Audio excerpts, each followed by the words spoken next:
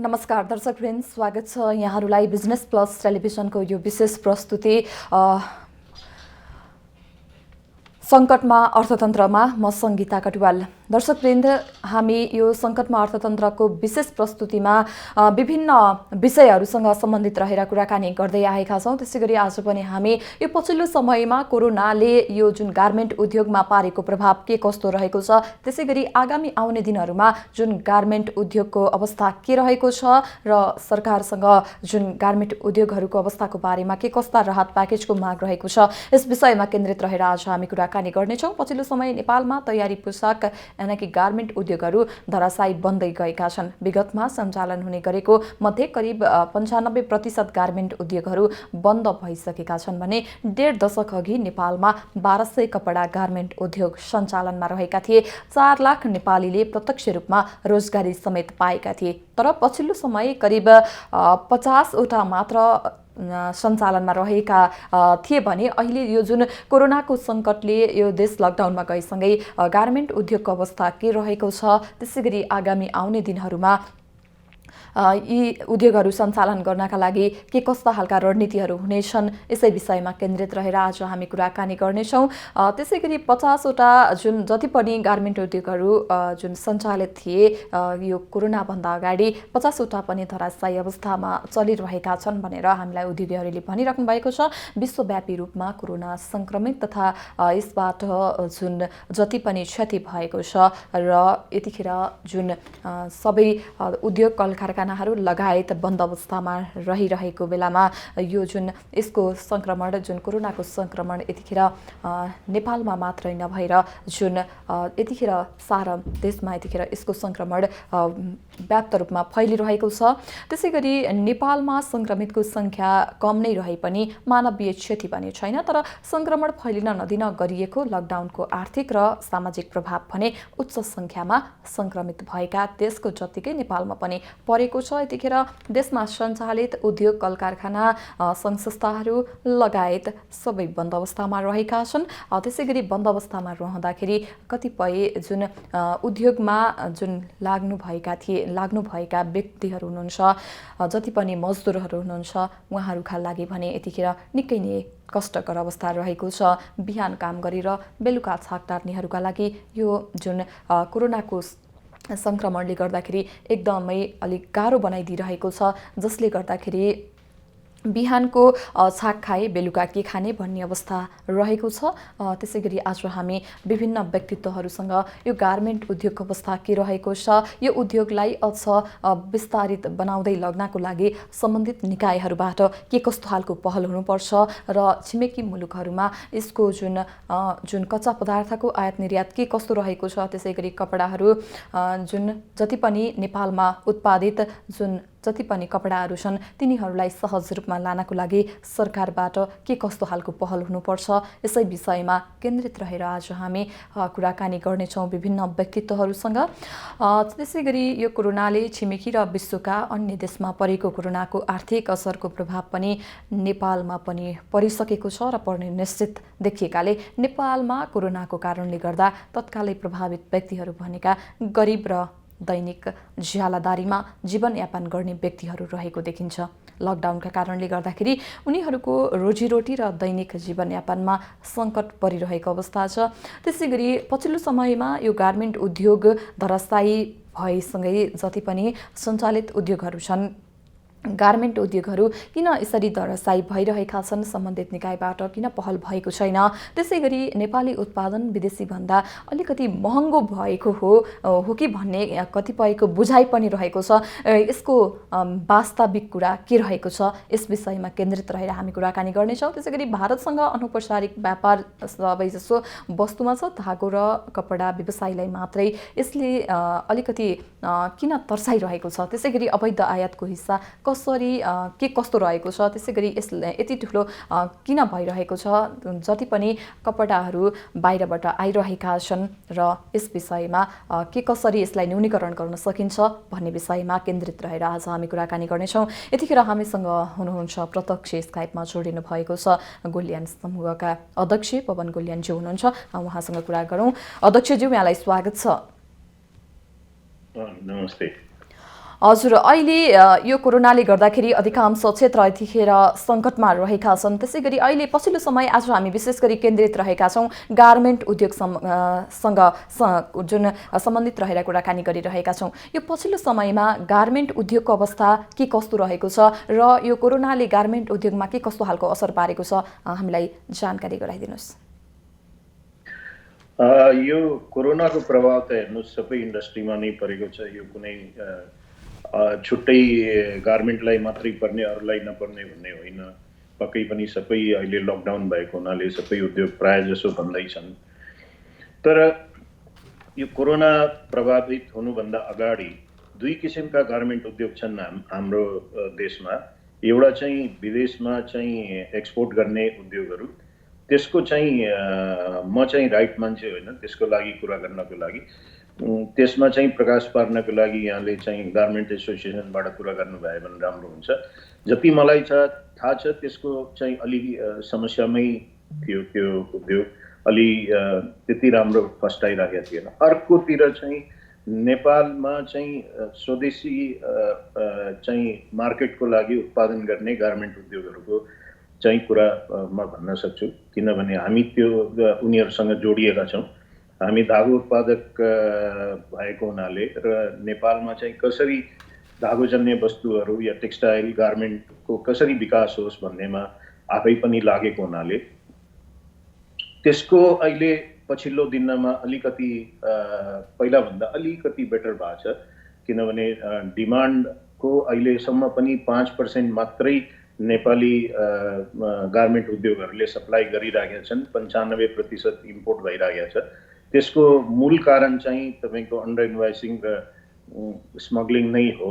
त्यो अब 3 खर्बको हामीलाई चाहिन्छ, जबकि सरकारी त्यो तथ्याङ्कको हिसाबमा चाहिँ आधी खर्बको मात्रै हामीले इम्पोर्ट गर्छौँ। भनेको मतलब अरू आउने त चाहिँ अरू अनौपचारिक हिसाबबाट आइराखेको स्थिति छ। त यो अहिलेको बेलामा चाहिँ अब लकडाउन खुलेपछि यसलाई चाहिँ अब हामीसँग कुनै विकल्प छैन।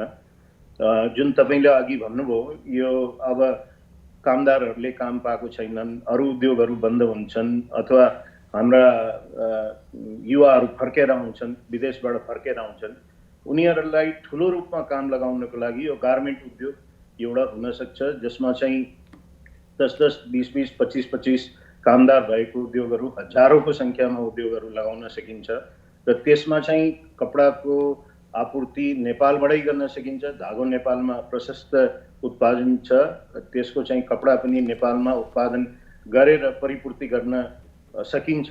त्यो गरेको खण्डमा चाहिँ धेरै नयाँ उद्योगहरू पनि जन्मिन्छन् साना साना। यही हाम्रो युवाहरू फर्केर आएका भाइ र बहिनीहरू जुन विदेशबाट फर्केर आउँछन् उहाँहरूले नै उद्योग आफै लगाउन सक्नुहुन्छ र 10 देखि 15 जनालाई त्यसमा आबद्ध गर्न सक्नुहुन्छ। हजुर, जस्तै यहाँले भन्नुभयो यो जति पनि यहाँ अहिले आबद्ध हुनुहुन्छ धागो उद्योगमा आबद्ध हुनुहुन्छ र यो धागो उत्पादन गर्ने कच्चा पदार्थहरू अहिले नेपालमै उत्पादित हुन्छन् या बाहिरबाट ल्याउनु पर्ने स्थिति छ? यो त प्राय बाहिरबाट आउँछ। नेपालमा उत्पादन हुने त 1% जति होला अहिले, तर प्राय बाहिरबाट आउँछ। तर यसमा भ्यालु एडिसन धेरै बढी छ। हामीले धागोको कच्चा माल मगाउँदाखेरि करिब 80 देखि 100 रुपियाँको मगाउँछौँ भने धागो बेच्दाखेरि 200 देखि 250 रुपियाँमा बेच्छौँ। त्यही कपडा बन्यो भने त्यसको 500 रुपियाँ हुन्छ र त्यही गार्मेन्ट बन्यो भने त्यसको 800 रुपियाँ हुन्छ। भनेपछि हाराहारीमा 80 देखि 100 रुपियाँको कच्चा माल आयात गरेर यदि हामी 800 रुपियाँको सामान नेपालभित्रै बेच्न सक्छौँ भने त्यो त आयात प्रतिस्थापन धेरै ठुलो रूपमा आयात प्रतिस्थापन भयो नि। हजुर, जस्तै अहिले यतिखेर देश लकडाउनमा रहेको छ र छिमेकी देशहरू पनि यतिखेर लकडाउनमै रहेका छन् यो कोरोनाको सङ्क्रमणका कारणले। यो हामी सबैलाई अवगत नै छ। यतिखेर यो जुन धागो जुन बाहिरबाट ल्याउने अन्य देशबाट ल्याउने कच्चा पदार्थहरू यतिखेर ल्याउन नसकिरहेको अवस्थामा यतिखेर यहाँहरूले सञ्चालन गरिरहनु भएको जुन धागो उद्योगहरूको अवस्था चाहिँ के छ? यसो छ, हाम्रो चाहिँ धागो उद्योगहरूमा भित्र क्वार्टरमै बस्ने कामदारहरूसँग चाहिँ हामीले अहिले काम गराइराखेका छौँ। त्यसको मतलब उनीहरूलाई चाहिँ खानाको व्यवस्था पनि भित्रै गरिएको छ तिनै छाक खानाको व्यवस्था भित्रै गरिएको छ र बाहिरको मान्छे भित्र आउन नपाउने, भित्रको मान्छे बाहिर जान नपाउने गरी हामीले सञ्चालन गरेका छौँ। त्यो भनेको 30%, 25 देखि 30% जतिको सञ्चालनमा उद्योगहरू चलिराखेका छन् र कुनै 1-2वटा उद्योग त चलेको पनि छैन। वीरगञ्जका उद्योगहरू, वीरगञ्ज कोरिडोरमा उद्योगहरू चलेको छैन। यसको सँगसँगै अहिले कच्चा माल अस्तिसम्म त आइराखेको थिएन, अब हिजोदेखि अलिअलि सुरु भएको छ आउनको लागि। अब बोर्डरमा आइपुगेका छन् ट्रकहरू। अब त्यसलाई बिस्तारै अब 1-2 दिनभित्रमा सहज हुन्छ होला, नेपालमा ल्याउनको लागि पनि सहज हुन्छ होला भनेपछि अब बिस्तारै यो यसमा जानु पनि पर्छ, उद्योगहरू खुल्नु पनि पर्छ, उद्योगहरू पूर्ण क्षमतामा सञ्चालनमा आउनु पनि पर्छ। त्यसको लागि जुन स्वास्थ्यको जुन एउटा बेन्चमार्क सेट गरिएको छ त्यो राखेर चाहिँ उद्योगहरू चाहिँ अब सञ्चालनमा आउनुपर्छ। हजुर, जस्तै यहाँले भन्नुभयो, अलिकति अगाडि भन्दै हुनुहुन्थ्यो, नेपालमा धागो उत्पादित जुन कच्चा पदार्थहरू चाहिँ 1% मात्रै छ भनेर भन्नुभयो र अन्य बाँकी रहेको चाहिँ हामीले बाहिरबाट ल्याउनुपर्छ भनेर भन्नुभयो। यसो भनिरहँदाखेरि नेपालमा जुन जति पनि धागोको लागि चाहिने कच्चा पदार्थहरू जुन यही उत्पादन गर्न सकिँदैन र? पक्कै पनि उत्पादन गर्न सकिन्छ। सबै किसिमको त उत्पादन नगरे पनि कपास चाहिँ हामी नेपालमा उत्पादन गर्न सक्छौँ। पहिला पनि कपासको खेती अलिअलि भइरहेको थियो, पछि चाहिँ त्यो बन्द भयो। म आफै गएर पनि त्यहाँ 5 नम्बर प्रदेशमा त्यो बर्दिया भन्ने ठाउँमा चाहिँ रहेछ त्यो पहिलाको त्यो 1500 बिघाको खेतीहरू, त्यहाँ मैले गएर हेरेँ। किसानहरू चाहिँ त्यसमा चाहिँ कपास खेतीमा फर्किन चाहँदैनन्, किनभने पहिला धेरै मान्छे त्यो विषादी छर्दाखेरि धेरै मान्छे मरेको हुनाले उहाँहरू चाहिँ कपास खेती गर्न चाहनुहुन्न। तर पहाडी भेगमा चाहिँ अझै पनि हाम्रो केही खेती भइरहेको छ, त्यसलाई चाहिँ अलिकति बढाउनुपर्छ। त्यसको लागि हामीले सरकारसँग पनि एउटा चाहिँ त्यसमा चाहिँ अलिकति केही कृषिलाई जोडेर त्यहाँ चाहिँ एउटा प्याकेज आयो भने त्यसको उत्पादन पक्कै पनि बढ्न सक्छ।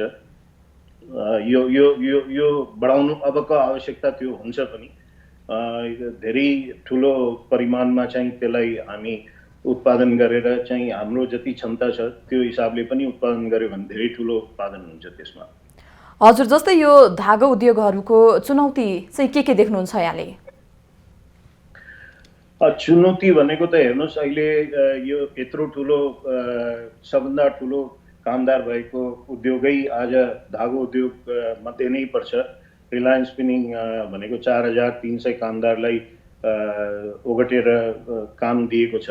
त तिनीहरूलाई चाहिँ अब काम नपाउँदाखेरि एकातिर चाहिँ मजदुरलाई गाह्रो पर्ने र बसाएर पैसा चाहिँ कुनै हालतमा पनि उद्योगले दिन नसक्ने त्यस्तो स्थिति भयो। र त्यसपछि चाहिँ 500 जना कर्मचारीहरू पनि छन्, सबैलाई काम नपाउँदाखेरि अनि ब्याङ्कको ब्याज यो सबै जोड्दाखेरि धेरै ठुलो, एक दिनमा 50 लाख रुपियाँको एउटा उद्योगमा नोक्सान भइराखेको स्थिति छ।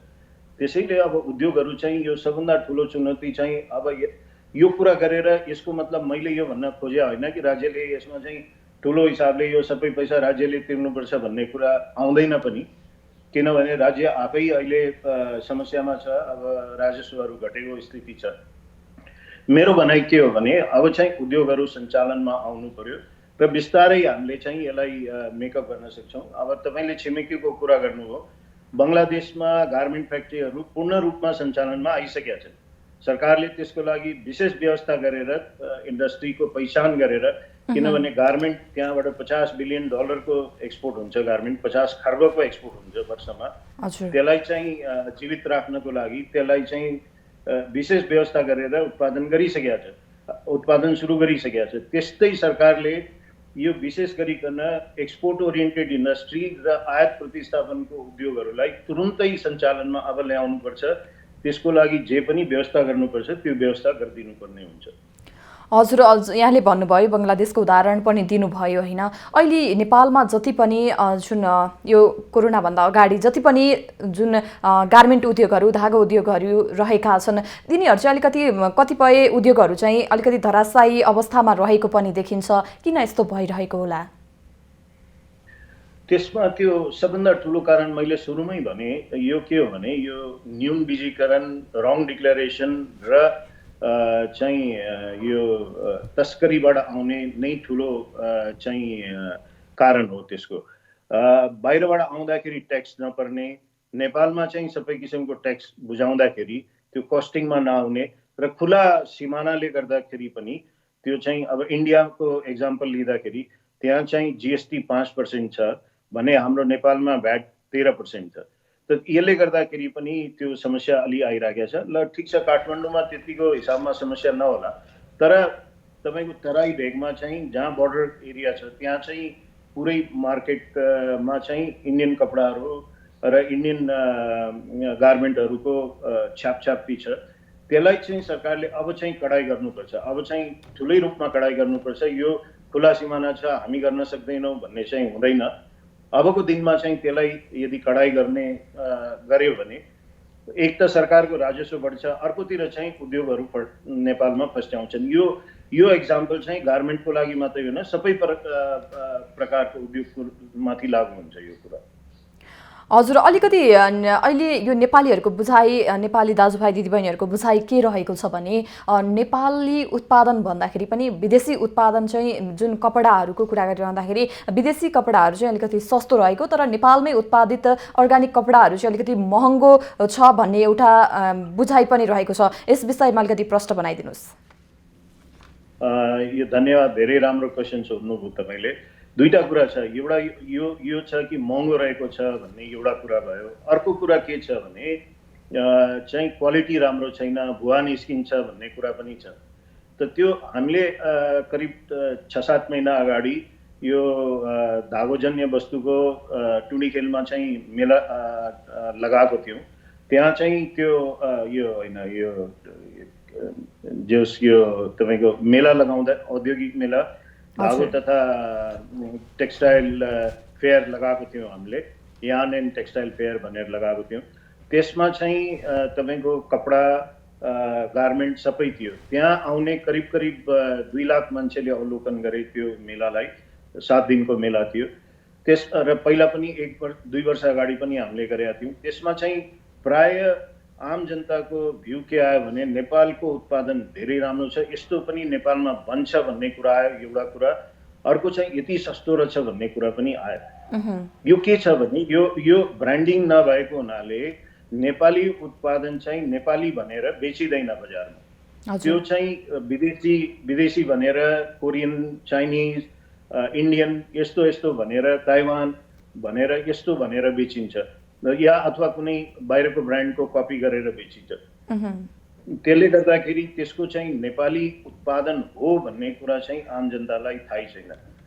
यही कुरालाई समेटेर हामीले चाहिँ अब चाहिँ ब्रान्डिङ गर्नु पर्यो। सबै साथीहरूलाई म आफै लागेर पनि तपाईँहरू ब्रान्डिङ गर्नुहोस्, ब्रान्डिङ गरेर बेच्नुहोस्। नेपाली माल हो, नेपाली भएर सबैले नेपाली खान चाहन्छन्, नेपाली लगाउन चाहन्छन्, तर हामीले चिनाइदिएन भने कसरी सम्भव छ? त्यो भनेर मात्रै हुँदैन। बजारमा राम्रो सामानलाई यो इन्डियन हो भनेर बेच्छन्। दाउरा सुरुवालको कपडा प्राय नेपालमा बन्छ, नबन्ने होइन, तर त्यसलाई चाहिँ यो नेपालको लिनुभयो भने भुवा आउँछ यसमा, यो चाहिँ यति प्राइस छ, तर इन्डियन लिनुभयो भने त्यसको दोब्बर प्राइसमा त्यही नेपाली कपडालाई नै भिडाइदिन्छ कस्टमरलाई, अनि कस्टमरले भुवा नहोस् भन्ने हिसाबमा कुरामा फसिहाल्ने हुन्छ र त्यही किनेर जान्छन्। त्यो चाहिँ भइराखेको हुनाले त्यसलाई चाहिँ चिर्नको लागि ब्रान्डिङ गरेर र अब चाहिँ आउने दिनमा चाहिँ त्यसको पसलहरू चाहिँ नेपाली उत्पादनको पसलहरू खोल्नुपर्ने हुन्छ, त्यो सोरुमहरू खोल्नुपर्ने हुन्छ। त्यो टेक्सटाइलको लागि मात्रै होइन, समग्र रूपमा अरू पनि कृषिजन्य उत्पादनहरू हाम्रो महिलाहरूले उत्पादन गरिराखेको धेरै सामानहरू छन्, त्यो सबै जोडेर चाहिँ अब खोल्नुपर्ने हुन्छ। त्यसमा चाहिँ सरकारले पक्कै पनि ध्यान दिनुपर्छ र नेपाल पवेलियन चाहिँ टुरिस्ट स्पटहरूमा चाहिँ नेपाल पवेलियन पनि बन्नुपर्छ, जहाँ नेपाली उत्पादनहरू, नेपाली मौलिक उत्पादनहरू जस्तै दाउरा सुरुवाल भयो, हाम्रो ढाका टोपी भयो, ढाका टोपीमा पनि त्यही समस्या आइरहेको छ, ढाका कपडामा पनि त्यही समस्या आएको छ। त्यो पनि हाम्रै यो धागो जन्य वस्तुहरू भित्रै पर्छ। त्यहाँ पनि चाइनाबाट चाहिँ ढाकाको कपडा इम्पोर्ट भएर टोपीहरू बनिराखेको स्थिति पनि भयो र अरू पनि यो जुन हामीले लगाउने ज्याकेटहरू हुन्छ बिहामा लगाउने त्यो पनि त्यसैबाट बनिराखेको स्थिति छ। हजुर अहिले हजुर भन्नुहोस्। हजुर अहिले यो सबै कोरोनाले सबै देशमा यसको संक्रमण फैलि नै रहेको छ। यस अवस्थामा अब आउने आगामी दिनहरूमा चाहिँ जुन यसको समाधान भइसकेपछि जुन यो यहाँ नेपालमा उत्पादित जति पनि कपडा धागोहरू छन् यिनीहरूको निर्यात गर्ने सम्भावना चाहिँ के कतिको छ नि? निर्यात त हामी गरि नै राखेका छौँ। अहिले पनि टर्कीमा अहिले डिमान्ड आइ नै राखेको छ। यस्तो होइन कि डिमान्ड मरेर जान्छ, किनभने नेपालबाट चाहिँ हामीले चाहिँ राम्रो क्वालिटीको धागो नबनाएको भए त टर्की एक्सपोर्ट हुन पनि सम्भव हुँदैन थियो। अहिले पनि टर्कीबाट डिमान्ड पनि छ। इन्डियामा पनि हामी सप्लाई गर्न सुरु गरिसकेका छौँ। हिजोदेखि चाहिँ पहिलो ट्रक हिजो निस्कियो। अब यो कोरोना भाइरस पछि पहिलो ट्रक इन्डियाको लागि हिजो निस्केको छ। त यो धागोजन्य वस्तुको लागि चाहिँ पक्कै पनि म देख्दिनँ। अहिले 1-2 महिना अलि गाह्रो साह्रो भए पनि पछिका दिनमा चाहिँ बिस्तारै ठिक भएर आउँछ। अब आउने दिनमा चाहिँ हामीले यसको एक्सपोर्ट कसरी बढाउने, हरेक वर्ष चाहिँ यसलाई कसरी डबल गर्ने भन्ने कुरामा लाग्नुपर्छ। हामी उद्योगीहरू पनि लाग्नुपर्छ र सरकारले पनि त्यसमा अलिकति केही सानो कुराहरू सघाइदिएको खण्डमा, सरकारलाई चाहिँ आर्थिक भार नपर्ने गरी सघाइदिएको खण्डमा चाहिँ त्यो मजाले गर्न सकिन्छ। त्यस्तै तपाईँको कपडा र गार्मेन्टको कुरा आयो। गार्मेन्टको लागि चाहिँ अहिले हामीलाई नेपालभित्रै चाहिएको 3 खर्बको छ भने पहिला हामी त्यहाँ पुगौँ, किनभने जहिले पनि आफ्नो स्वदेशी मार्केट चाहिँ ले बढी नाफा दिन्छ र बढी चाहिँ त्यसमा चाहिँ सम्भावना हुन्छ।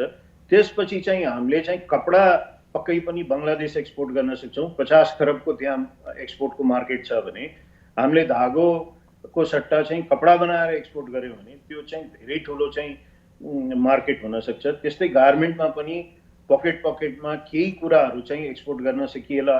तर पनि म फेरि पनि भन्छु, नेपालकै यति ठुलो मार्केट भएको हुनाले आगामी 5 वर्षमा 10 लाख रोजगारी सृजना गर्ने गरी र नेपालको मार्केटमै बेच्ने गरी गर्यो भने देशको राजस्व पनि बढ्छ। त्यसले जुन अहिले चौरी पैठारीबाट आएको छ त्यसलाई चाहिँ यसले त्यसको सट्टामा नेपाली उत्पादन आउँछ भने त्यसले चाहिँ राजस्व पनि बढाउँछ, रोजगारी पनि बढाउँछ र धेरै उद्योगहरू स्थापना भयो भने नेपालमा भोलिका दिनमा चाहिँ बिजुलीको समस्या पनि आउन सक्छ कि बिजुली बिक्री भएन भने त्यसमा पनि टेवा पुर्याउँछ।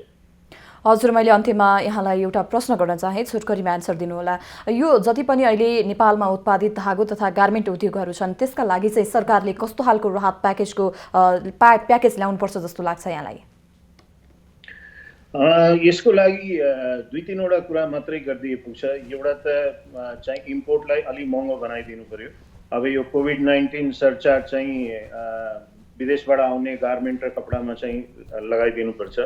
त्यो चाहिँ त्यति चाहिँ एउटा गर्नु पर्यो। अर्को चाहिँ बिजुली अलिकति सस्तो बनाइदिनु पर्यो र ब्याज सस्तो बनाइदिनु पर्यो। ब्याज एक्रस द इन्डस्ट्री सबैलाई नै 6-7% को हाराहारीमा कसरी ल्याउने भन्ने कुरामा म आफै ब्याङ्कर भएको हुनाले हामी पनि काम गर्दैछौँ। तर त्यसमा चाहिँ हामी ब्याङ्कले मात्रै एक्लै नसक्ने भएपछि त्यसलाई चाहिँ सरकारले पनि कसरी चाहिँ त्यसको लागि अलिकति जोड दिन सक्छ। सरकारले पनि आफ्नो फन्डहरूलाई कसरी जोड दिन सक्छ, यति मात्रै गर्यो भने पुग्छ। अरू चाहिँ राहत त्यो डाइरेक्ट कुनै छुट दिनुपर्ने अथवा डाइरेक्ट त्यो गर्नुपर्ने आवश्यकता म देख्दिनँ।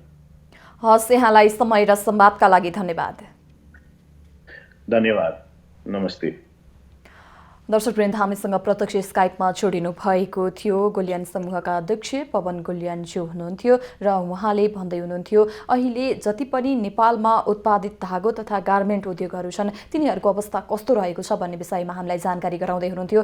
त्यसै गरी उहाँले भनेअनुसार जति पनि धागोहरू यतिखेर जुन यो बेलामा बन्द अवस्थामा रहे पनि जति पनि धागो उद्योगहरू रहेका छन् उनीहरूलाई सुरक्षित तवरले जुन सञ्चालन गरिरहेका छौँ। त्यसै गरी बाहिरबाट आउने कतिपय जुन धागोको कच्चा पदार्थहरू जुन आइरहेको छ र यसको जुन कार्य चाहिँ निरन्तर रूपमा रहिरहेको छ भनेर भन्दै हुनुहुन्थ्यो। त्यसै गरी नेपालमा जुन यो धागोलाई चाहिने कच्चा पदार्थहरू छ तिनीहरूको उत्पादन के कसरी भइरहेको छ भन्ने सन्दर्भमा उहाँले भन्दै हुनुहुन्थ्यो 100मा 1% मात्रै जुन कच्चा पदार्थ जुन जसलाई चाहिने कच्चा पदार्थ चाहिँ नेपालमा 1% मात्रै उत्पादन भइरहेको छ। यसलाई सरकारले जुन नेपालमै उत्पादन गर्नको लागि जोड दिनुपर्ने छ भनेर हामीलाई जानकारी गराउँदै हुनुहुन्थ्यो। त्यसै गरी जति पनि दाजुभाइ, हामी नेपाली दाजुभाइ दिदीबहिनीको जति पनि बुझाइरहेको छ, नेपालमा रहेको कपडाहरू, नेपालमा उत्पादित कपडाहरू जति पनि उत्पादित हुन्छन् र तिनीहरूको बाहिरबाट आएको कपडाहरूभन्दा निकै नै महँगो भएको भन्ने एउटा गुनासो पनि रहेको थियो। यस विषयमा रहेर हामीले पवन गोलियानज्यूसँग कुराकानी गरिरहेका थियौँ।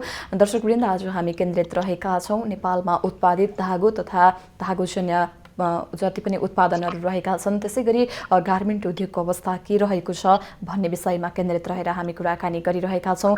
सरकारले कपडा आयातमा जति पनि के कस्तो खालको भन्सार रहेको छ, त्यसै गरी यसलाई जुन नेपालमा रहेका जुन कपडा उद्योगहरूलाई संरक्षण गर्नको लागि के कस्तो खालको पहल हुनुपर्छ, त्यसै गरी कच्चा पदार्थ नै नेपालमा उत्पादन गर्नको लागि सम्बन्धित निकायबाट के कस्तो खालको पहल हुनुपर्छ र राज्यले के कस्तो खालको संरक्षण दिनुपर्छ भन्ने विषयमा केन्द्रित रहेर हामी कुराकानी गरिरहेका छौँ।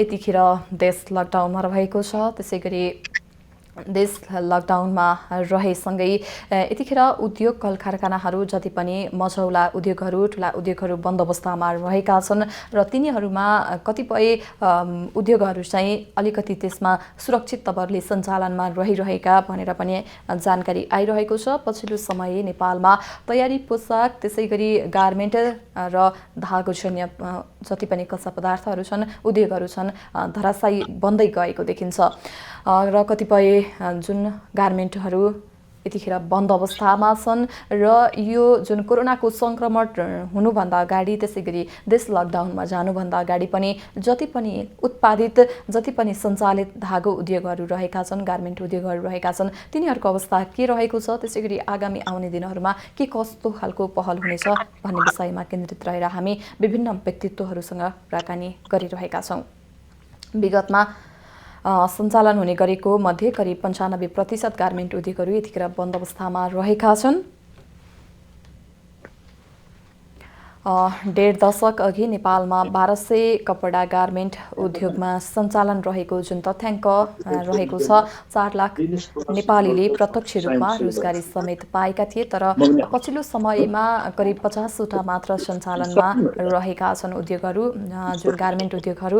त्यसै गरी यी 50वटा पनि सञ्चालित, जति पनि सञ्चालित रहेका छन्, यिनीहरूको अवस्था पनि दयनीय, अलिकति चल्न नसक्ने अवस्थामा रहेको भन्ने र गुनासोहरू पनि आइरहेको छ। हामी विभिन्न व्यक्तित्वहरूसँग यसको विषयमा कुराकानी गर्ने प्रयासमा रहेका छौँ।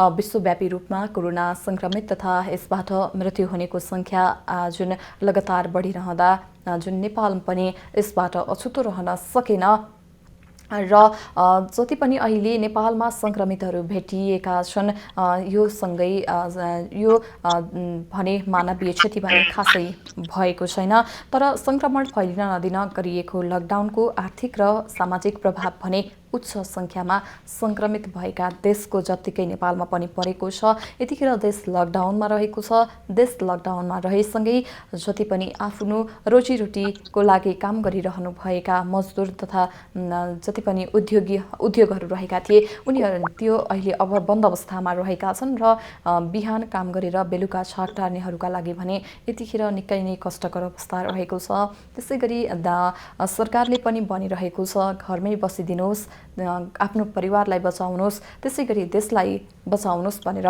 आह्वान गरिरहेको छ।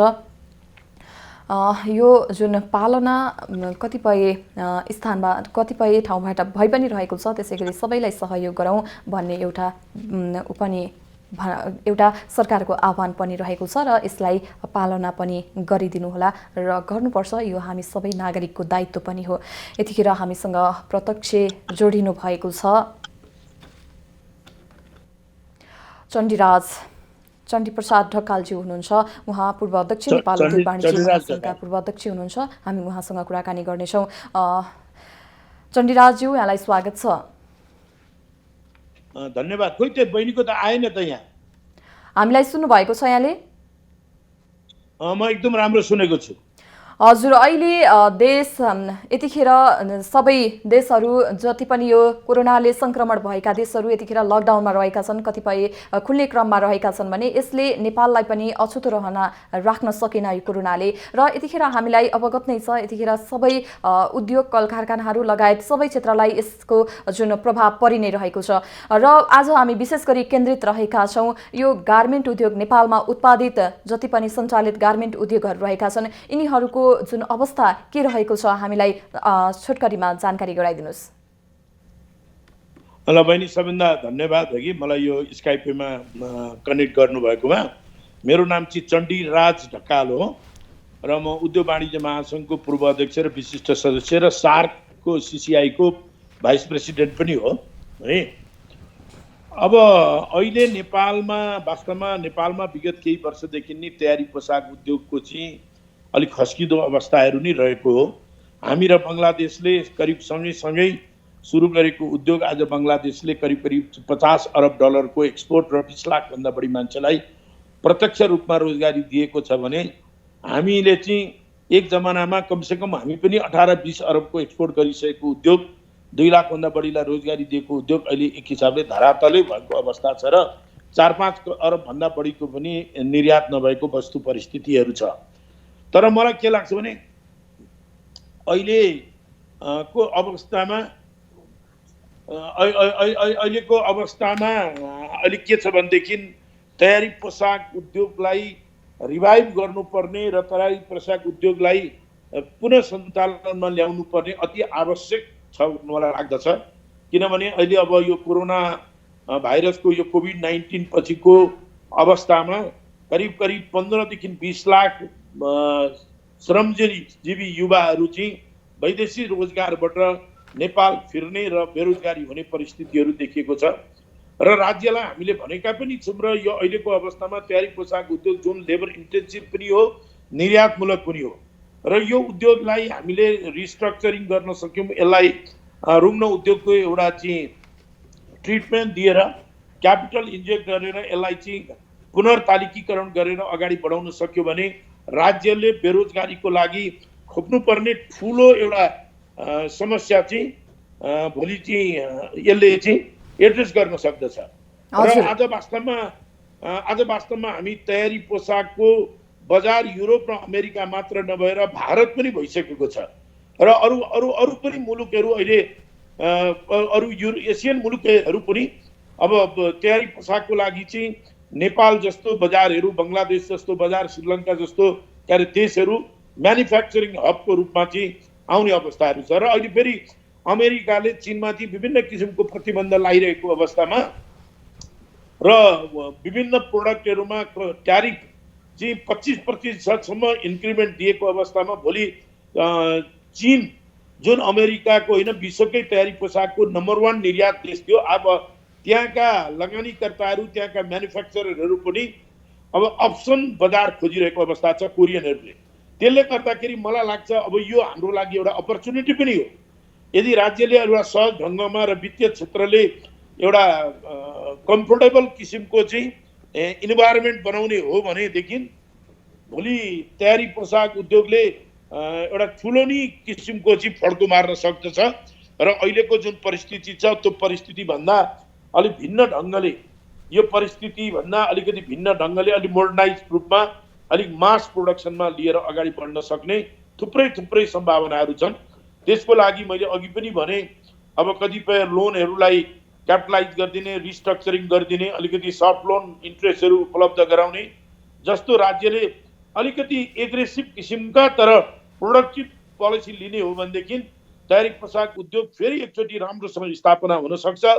यसले कमसेकम 500,000 पिपुल, 5 लाखभन्दा बढी व्यक्तिलाई रोजगारी दिन सक्छ र तयारी पोसाक उद्योग सुरु हुनु भनेको, रिभाइभ हुनु भनेको यसको अक्जिलरी अरू बाई प्रोडक्टहरूको अरू इन्डस्ट्रीहरू पनि आउन सक्छन्। यसको ग्रोथ हो भने ग्रेप फ्याब्रिक उत्पादन गर्ने टेक्सटाइल मिलहरू, धागो फ्याक्ट्रीहरू, पोली ब्याग, कार्टुन, अब विभिन्न किसिमका कच्चा पदार्थमा पनि नेपालले उत्पादन गर्न सक्छ, जसले गर्दाखेरि रोजगारीको चाहिँ क्षेत्र चाहिँ बृहत्तर रूपमा अगाडि बढ्न सक्छ। र अब आजको त्यो अब वस्तु परिस्थितिलाई मूल्याङ्कन गर्ने भन्दा पनि हामी 5, 7, 10 वर्ष अगाडि कुन अवस्थामा थियौँ र अब कसरी अगाडि जाने भन्ने कुरालाई हामीले मनन गरेर त्यो किसिमको नीतिगत अवधारणाहरू हामीले ल्याउनुपर्छ। त्यो ल्याउन सक्यौँ भनेदेखि बङ्गलादेशको हाराहारीमा श्रीलङ्काको नभए पनि हिजोका दिनमा सुरु गरेको भियतनाम कम्बोडिया पछिको अर्को अल्टरनेटिभ नेपाल हुनसक्छ र अहिले हाम्रो छिमेकी मुलुक भारत जसले हामीलाई चाहिँ काउन्टर भ्यालिङ ड्युटीदेखि कतिपय भन्सारमा पनि सुविधा दिइरहेको अवस्थामा र ठुला ठुला यो तयारी के अरे गार्मेन्ट उद्योगहरू यसका बायरहरू वालमार्टहरू जस्ता उद्योगहरू पनि इन्डियामा भारतमा स्थापना हुन थालेको अवस्थाले गर्दाखेरि अब मलाई लाग्छ नेपाल चाहिँ म्यानुफ्याक्चरिङ राम्रो हब हुनसक्छ र भारतको बजारै हाम्रो लागि कमसेकम पनि भनौँ मेरो विचारमा 8-10 अरब इन्डियन करेन्सीको लागि बजार हुनसक्छ। त्यसले गर्दाखेरि यो एरियातिर अब राज्यले फोकस गर्नुपर्दछ र निजी क्षेत्रलाई अलिकति इन्डस्ट्री एक्सपान्ड गर्ने, केही व्यवस्थापन के अरे मजदुरहरूलाई व्यवस्थापन गर्ने र केही फ्लेक्सिबिलिटी नीतिलाई एक्जिट पोलिसीलाई अलिकति सफ्टेन गरेर जान सक्यो भनेदेखि अब यो उद्योग आजको लागि आवश्यक छ भन्छु म।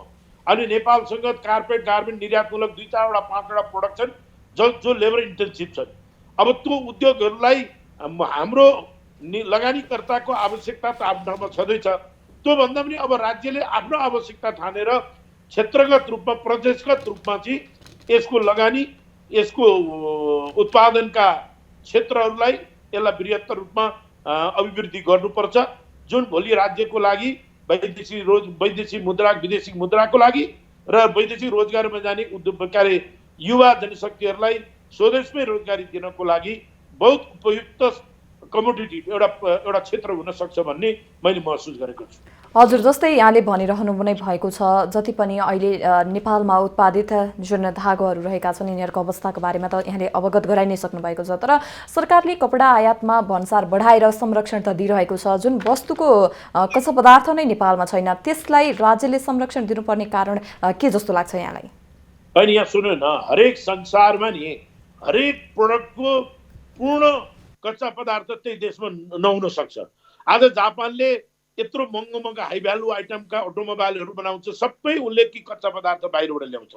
आज हामीले यदि भोलि नेपालले ल भनौँ न भोलि तयारी पोसाक उद्योग राम्रो सस्टेन गर्यो, तयारी पोसाक उद्योगको क्षेत्र बृहत्तर भयो, भोलि हामी 20-40 अरबको चाहिँ निर्यात गर्ने अवस्थामा भयौँ भने भोलि टेक्सटाइल इन्डस्ट्रीहरू आउन सक्छन्। मैले अघि भने कार्डबोर्डहरूको प्याकेजिङ इन्डस्ट्रीहरू आउन सक्छन्, पोलिब्यागहरूको आउन सक्छन्, बटन थ्रेडहरू हिजोको दिनमा स्थापित हुन सुरु भइसकेको अवस्थाहरू, त्यो लन्ड्रीहरू आउन सक्छन्। भन्दाखेरि भोलि हामीले यदि 30-35-40% पनि हाम्रो रिटेन्सन भ्याल्यु भयो भने त 40% भोलि हामीले 40 अरबको एक्सपोर्ट गरी 50 अरबको 40% पनि हाम्रो चाहिँ रिटेन्सन भ्याल्यु भयो भने त 10 अरब 15 अरब त नेपालको आन्तरिक चिजलाई खपत भयो नि त। त्यसपछि प्रत्यक्ष लेबरहरूको पेमेन्टको कुराहरू आउँछ। अब भोलि चाहिँ यदि भोलि 40-50 अरबको निर्यात तयारी पोसाक निर्यात गर्ने उद्योगहरू भयो भनेदेखि 2 अरब 3 अरबको कार्डबोर्डको इन्डस्ट्रीहरू आउन सक्छन्, जसले गर्दा 50-60 हजार कामदारहरू त्यहाँ रोजगारी पाउन सक्छन्। त्यस्तै भोलि 1-2 अरबको पोलिब्यागको खपत हुन सक्छ, त्यहाँ 50,000 मान्छेले रोजगारी दिन सक्छन्। भोलि कच्चा धागोहरू डाई फ्याक्ट्रीहरू लन्ड्रीहरू हुन सक्छन्, त्यहाँको 50-60 हजार मान्छेले रोजगारी पाउन सक्छन्। त्यसको टर्नओभर अर्को 2-4 अरबको हुन सक्छ भन्दाखेरि त्यो हिसाबले जानुपर्दछ। कुनै पनि त्यसको अहिले पनि भारत यत्रो विशाल देश छ र भारतमा हरेक इन्डस्ट्रीहरू छन्, तथापि अहिले पनि तयारी पोसाकको 30% भन्दा बढी कच्चा पदार्थ 40% उसले बाहिरबाट इम्पोर्ट गरेको हुन्छ। अब जापानले बाहिरबाट इम्पोर्ट गरेको हुन्छ, चाइनाले यत्रो बृहत्तर अरू देशमा एक्सपोर्ट गर्छ, तर कतिपय हाई भ्यालु आइटमहरूको लागि उसले Korea, Taiwan, Japan, Turkey, Italy अनि यता इजिप्टबाट चाहिँ इम्पोर्ट गरेको हुन्छ। भन्दाखेरि यसको यो त यसको एउटा चेन यसको चाहिँ कनेक्सनहरू हुन्छ। यसलाई हामीले बिस्तारो स्लोली हामी ग्रे फ्याब्रिकको लागि फ्याक्ट्रीमा जान सक्छौँ, टुइल फ्याक्ट्रीको लागि, डेनिम फ्याक्ट्रीको लागि हामी चाहिँ त्यसमा चाहिँ वर्कआउट गर्न सक्दछौँ। तर भोलि मैले बेसिक र मेटेरियलको लागि चाहिँ इन्भेस्टमेन्ट गरेँ, तर त्यसलाई प्रयोग हुने कन्जम्सन हुने उद्योगै भएन भनेदेखि त भोलि त्यसको कुनै उपयोगिता हुँदैन। बिस्तारै बिस्तारै कपास फ्याक्ट्रीहरूको कुराहरू हुनसक्छ। हिजो हेटौडा टेक्सटाइल चल्दाखेरि कपास फ्याक्ट्रीहरू पनि नेपालको बर्दिया बाँकी बर्दियामा थियो। त्यहाँ चाहिँ करोडौँको सामानहरू हाम्रो आन्तरिक रूपमा नेपाल प्रहरी नेपाल सेना लगायत गरेका थियो। हामीले राज्यलाई अहिले भनेका छौँ स्वदेशी कच्चा पदार्थ प्रयोग गरेको उद्योगहरूलाई या त्यस्तो कच्चा पदार्थहरूको लागि अलिक विशेष किसिमको प्याकेज दिनु पर्यो। अलिक त्यसपछि ट्याक्सेसनको अलिकति अहिले जम्मै चिज अब हामीले तयारी गरेको सामानको र अनि बाहिर देशबाट तयारी भएर आएको पनि सामानलाई चाहिँ त्यही भन्सार रेट गऱ्यौँ भनेदेखि त हामी प्रतिस्पर्धी गर्नै सक्दैनौँ नि। हामी नेपालमा भोलि तयारी पोसाक उद्योग जरुरी छ, रोजगारीको अवसरहरू सृजना गर्नुपर्छ भनेपछि हामीले बाहिरबाट आउने यस्ता रेडिमेड वस्तुहरूमा चाहिँ अब भन्सार अलिकति वृद्धि गर्नु पर्यो, स्वदेशी उद्योगलाई प्रवर्धन गर्नु पर्यो। पूर्वाध्यक्षज्यू, हामीलाई यहाँले सुनिराख्नु भएको छ? मतलब हामी चाहिँ के भनेदेखि हाम्रो रिटेन्सन भ्यालु र हाम्रो कच्चा पदार्थको क्षेत्रहरू चाहिँ विस्तारित हुनु र त्यो सोचाइबाट त्यो एटिच्युडबाट चाहिँ हामी अगाडि बढ्नुपर्छ जस्तो मलाई लाग्छ। हजुर, जस्तै यहाँले भन्नुभयो, यहाँले भनेअनुसार अहिले नेपालमा जति पनि उद्योगहरू छन् तिनीहरू एकदम प्रतिस्पर्धी रहेका छन् भन्ने जस्तो कुरा गर्नुभयो। तर किन नेपालमा रहेका जति पनि यो गार्मेन्ट उद्योगहरू रहेका छन् अलिकति किन उत्पादन बढ्न सकिरहेको देखिँदैन नि? अहिले हेर्नुहोस्, यो कुरा के छ भने नि यसमा कसैले केस स्टडी गरेकै छैन। गार्मेन्ट तयारी पोसाक भनौँ या निर्यातमूलक उद्योगहरू भनेको बाई प्रकृतिले पनि सेन्सिटिभ छन्। हिजो हामीले 10 वर्षको जनयुद्ध जहाँ एक 2 महिना इकोनोमी ब्लकेज, आर्थिक नाकाबन्दी, बन्द हडताल, तराई आन्दोलन, तराईका भन्सार बन्द, त्यसपछि महाभूकम्प अनि त्यसपछि नाकाबन्दी, अब यस्तो चिजमा हामीले चाहिँ डेलिभरी टाइममा नमेट गरेपछि मलाई लाग्छ नेपालमा एक जमानामा मैले अघि सुरु भने 2 लाखभन्दा बढी चाहिँ प्रत्यक्ष रूपमा रोजगारी दिएको उद्योगहरू अलमोस्ट उद्योगहरू चाहिँ धाराशायी भए। किनभने यो हामीले जब समयमा डेलिभरी दिन सक्दैनौँ, कि त हामीले डिस्काउन्ट दिनु पर्यो, कि त माललाई एयर फ्रेट गर्नु पर्यो, कि त हामीले कम्पेन्सेसन गर्नु पर्यो या क्यान्सलेसन लिनु पर्यो। त्यो भएको हुनाले गर्दाखेरि अनि हाम्रो त्यो बेलामा अलिकति राजनीतिक अस्थिरताले गर्दाखेरि लेबर फ्रन्टमा पनि विभिन्न किसिमका चाहिँ उद्योगमा हडताल, नाकाबन्दी, मागहरूको चार्टर अफ डिमान्ड, त्यसले गर्दाखेरि उद्योगको उत्पादनै हुन सकेन। त्यो क्षेत्रमा काम गर्ने कामदारहरूले प्रोडक्टिभिटीलाई फेसिलिटीसँग टाइअप गराउने किसिमको वातावरण बनाउन सकेनौँ। त्यतिखेर पनि हामीले यहाँका ट्रेड युनियनहरू राज्य सरकार राज्यसँग चाहिँ सरकारसँग हामीले छलफल नगरेका होइनौँ। बङ्गलादेशले यसलाई अत्यावश्यक सेन्सिटिभ उद्योगको रूपमा गरेर लेबर इन्टेन्सिभ उद्योग भनेर बन्द हडताल जस्ता कुरालाई प्रतिबन्ध लगाए। त्यसपछि एउटा ट्रिब्युनल गठन गरेर त्यसको निर्णय अनुसार उद्योग कारखाना चलाउने समस्यालाई कलेक्टिभ डायलग, सामूहिक सौदाबाजीको रूपबाट मात्रै जाने तर बन्द हडताल नगर्ने भन्ने कुराहरू गर्यो। भारतले 500 भन्दा बढी रोजगार गर्ने उद्योगहरूलाई साउथमा त्यही गर्यो।